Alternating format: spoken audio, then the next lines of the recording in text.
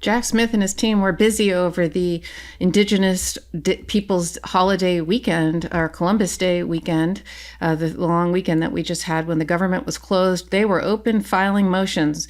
I just talked about in another hot take about how they filed a motion to protect the juror's identity and to ask for a juror questionnaire.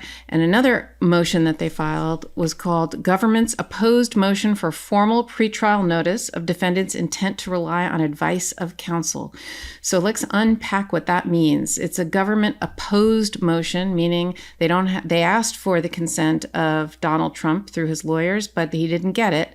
So it's opposed. That's just telling the judge you need to set a schedule, which the judge has already done, saying you have to have your reply in, Donald Trump, by October 25th.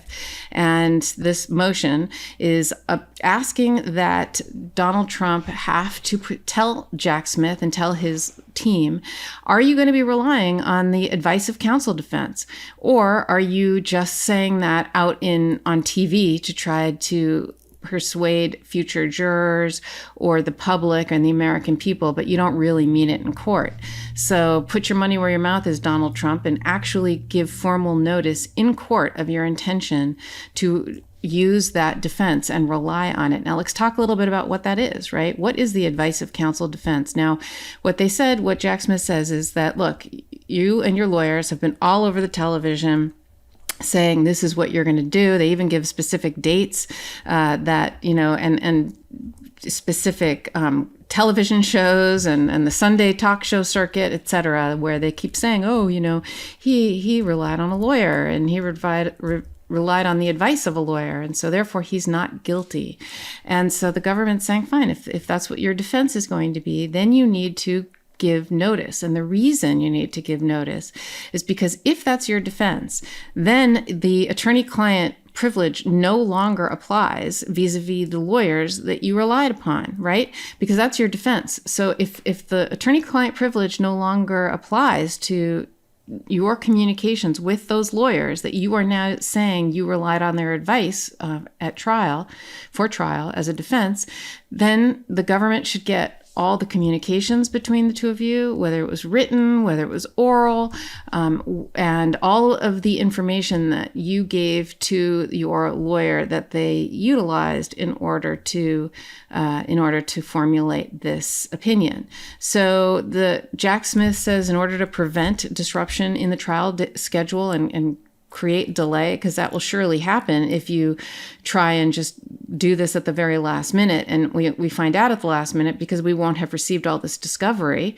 So why don't we say you have to give notice by December 18th, 2023, because that date, Judge Chutkan, is the date that you have ordered both parties to have all their exhibits and their exhibit lists ready to go and shown to the other side. What's the evidence or the exhibits that you're going to be introducing at trial? And so if we have to do that anyway, if they're going to put on this defense, it would include all kinds of other exhibits that, presumably legal memos, et cetera, that you claim you relied upon, Donald Trump.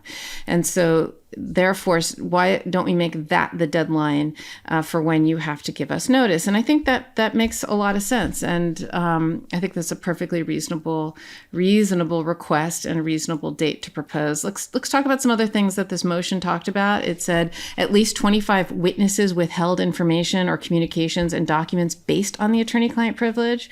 And it basically said where either Trump or his campaign appears to be the privilege holder, because the attorney-client privilege lives with the client. And so it appears that the client in this case was either Trump or his campaign. And interestingly, Jack Smith calls him the defendant or the campaign, not former President Trump, or President Trump as his lawyers refer to him. And so it basically says, like I said, he cites, Donald Trump went on Fox News on August 1st and said, I had the advice of counsel, a very detailed memorandum from a constitutional expert. Presumably he's referring to the memos from Ken Chesebro. His defense attorney also then went on to CNN and, went on many different shows and asserted the same thing. And so Jack Smith says, look, because of that, because he said it in the public, public. So what does that tell us? Jack Smith is watching the news and his team, so they see what Donald Trump is doing and saying, and they're going to make him say it in court, because it's a very different thing than, anyone can say anything out in the public, but to actually say it in court is a whole different thing. And Jack Smith, goes on to talk about the advice of counsel and talking about how it's, quote, an affirmative defense, which is different than a complete defense. So a complete defense is one where you say, it wasn't me, right? It's the person is innocent and it's a mistaken identity, etc. Those are just defenses. But an affirmative defense means that the defense has to put on evidence in order to prove that, in order to assert that defense. So they have an affirmative obligation to present evidence, which a defendant doesn't have in a criminal case, right? The prosecution has and with an affirmative defense, the prosecution still maintains the burden of proof to prove the case beyond a reasonable doubt. And the defense, though, they don't have to do anything. But if so, for example, in a complete defense, in a case like you got the wrong person, mistaken ID, you could just cross-examine the people's witnesses and sow doubt that way. But in an affirmative defense, the defendant has the burden of production, meaning they have the burden to produce evidence that would support their position that that Trump relied on the advice of counsel. So there's two elements. Number one, that he relied in good faith on the counsel's advice that his course of conduct was legal. And number two, that he made full disclosure of all material facts to his attorney before receiving the advice. So if the defendant satisfies the burden to produce evidence that supports both of those things, then the court would instruct the jury on the defense, and the government obviously still retains the burden of proof beyond a reasonable doubt, because it's like a jury charge that if he asserts this, he gets a particular jury charge read to the jury that says, if you find that he did rely on this, you may find him not guilty. So he doesn't get that charge or that language if he doesn't meet his burden of production.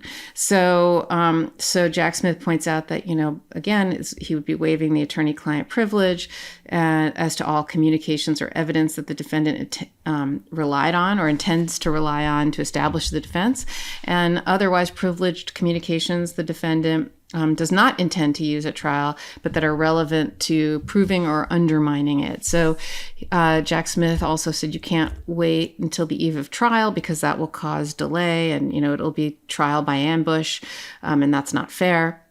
And the court, although isn't required to require the defendant to give notice, or the defendant's not required to give notice, the court may require the defendant to give notice, and they have the discretion to do so. He said, and they cite cases on both sides. Some say you do it, some say you don't.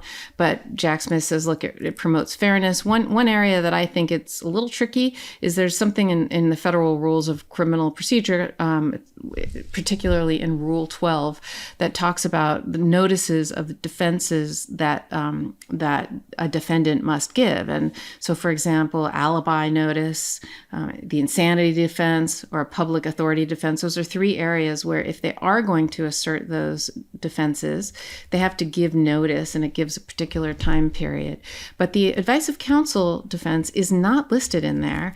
And the rules very similar. It would share very similar characteristics. So I think Jack Smith is vulnerable here a little bit in making this argument, because look, Trump can say if Congress wanted to require notice here, they could have added it. And the fact that they're silent and doesn't speak to it, therefore it doesn't have to be given.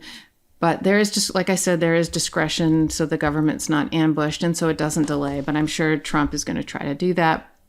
And the other thing that Jack Smith said was, look, also, if they're going to use this defense, it can inform the questions that we would submit to the judge, to the court, to ask in voir dire during because in federal court, the judge does all the questioning of the juror, or it could be a jury questionnaire, which is the other thing Jack Smith asked for today. He asked that that this be a case where they use a juror questionnaire, so it could inform exactly what what would be spoken of in voir dire. And the motion also goes on to say, look, since this would involve so many different attorneys regarding the notice, what we want are 4 things. Judge, we want Trump to be ordered to give the identity of each attorney who provided the advice, the specific advice given, whether it was oral or written, the date each piece of advice was given, and the information that the defendant communicated to the lawyer that caused the attorney to render the advice. Because don't forget, part of this is they have to have given them complete, information. So those are the things that Jack Smith special counsel is seeking in order to prepare to be ready for trial very soon. So the judge ordered that Trump has to reply by October 25th. This particular thing, the advice of counsel affirmative defense, is something that I think a lot of people will be confused and say, wait, how is that different from the crime fraud exception that pierces the attorney-client privilege? It's a great question, but they are 2 separate things. And don't forget that in certain instances, one in particular in California, when John Eastman, when a prosecutor was seeking emails in particular with Trump, and John Eastman was his attorney. He cited the attorney-client privilege, but the judge found that the crime fraud exception applied, and therefore they were able to pierce the attorney-client privilege, and they were able to get many of those emails and those communications because the judge found more likely than not that they conspired to commit a crime together. So that's slightly different. That's not a defense necessarily. That's at trial, which this is, to try to get a not guilty verdict. That's more of a way to pierce the privilege. So I sometimes get confused by it, so I imagine that it might be confusing to others. But that's what's been going on in Jack Smith's big case, involving Donald Trump, that's scheduled to go to trial in March. Stay tuned to Legal AF and the MeidasTouch Network for all things involving the intersection of law and politics, which these days mostly involve the Donald Trump 91 counts and all his indictments, his civil cases, etc. And we are here, me, my co-hosts on Legal AF, Ben Meiselas and Michael Popak, to bring it all to you. Join us every Wednesday and Saturday on Legal AF. And thanks so much for listening. Hey, Meidas Mighty, love this report? Continue the conversation by following us on Instagram @MeidasTouch to keep up with the most important news of the day. What are you waiting for? Follow us now.